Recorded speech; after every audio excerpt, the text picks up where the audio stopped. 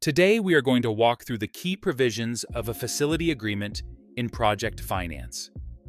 A facility agreement is the core financing contract between lenders and the project company.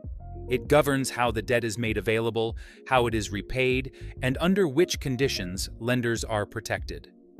For finance professionals, understanding its structure is essential for credit analysis, risk allocation, and negotiations.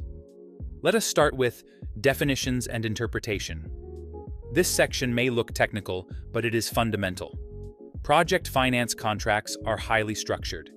Defined terms such as debt service coverage ratio, completion date, or material adverse effect drive the entire allocation of risk.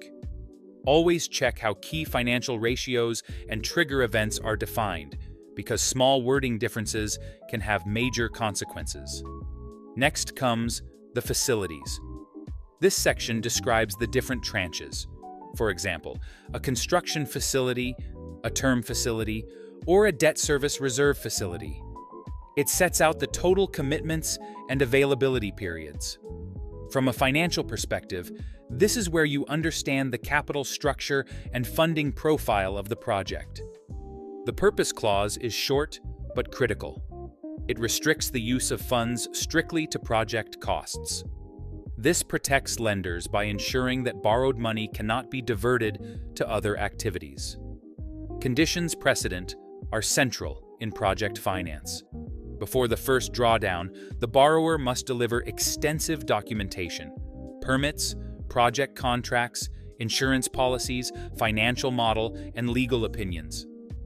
In limited recourse structures, these conditions are a key risk mitigation tool. No money flows until the risk allocation framework is fully in place. Drawdown mechanics define how and when funds can be requested. They are usually aligned with the construction schedule and supported by independent technical advisor confirmations. Repayment provisions describe the amortization profile. In project finance, debt sculpting is common. Repayment amounts are aligned with projected cash flows to maintain target coverage ratios. You should always test how sensitive the repayment schedule is to downside scenarios. Prepayment can be voluntary or mandatory. Mandatory prepayment is particularly important. It may be triggered by excess cash flow, insurance proceeds, asset disposals, or refinancing.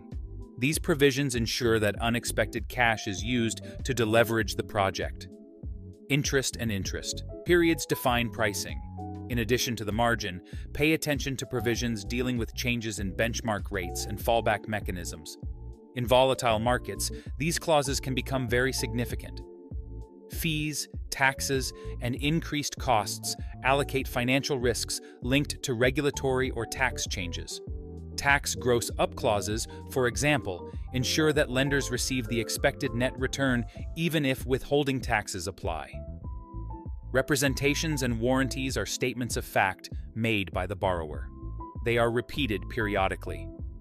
If incorrect, they may trigger a default. They cover corporate status, validity of project contracts, compliance with laws, and absence of litigation. Covenants are at the heart of lender protection. Information covenants require regular reporting, though information undertakings, including financial statements and updates of the financial model.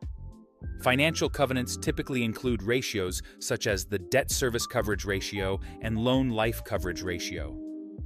Positive covenants oblige the borrower to maintain the project properly, while negative covenants restrict additional debt, asset sales, or changes in ownership.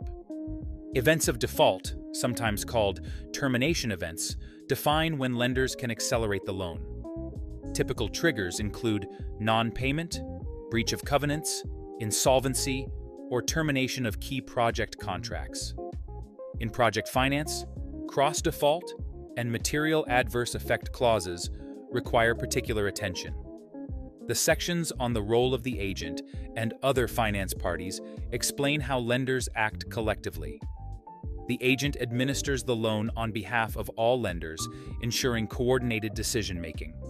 Finally, governing law and jurisdiction determine the legal framework and dispute resolution mechanism.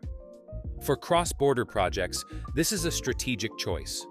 In conclusion, a facility agreement in project finance is much more than a loan contract. It is a detailed risk allocation instrument. As finance professionals, your role is to read beyond the structure, understand the economic logic behind each clause, and assess how the contract performs under stress scenarios. If you found this summary useful, don't forget to like, subscribe, share this video with your colleagues and friends, and check the description below the video for useful information. Thanks for watching, and see you in the next episode.